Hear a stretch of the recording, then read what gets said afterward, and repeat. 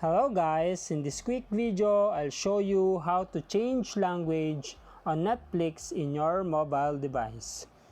First, make sure that you are connected to the internet, and once connected, just simply tap on the Netflix application.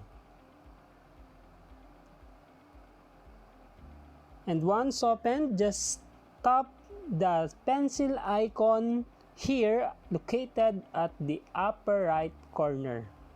Stop this and choose which profile you want to edit to change the language. Let's choose this one. Then just scroll. There are options here as you can see on the screen. Just choose the display language. And here you can choose different languages from this display language option. Just choose and tap your preferred language for your Netflix application.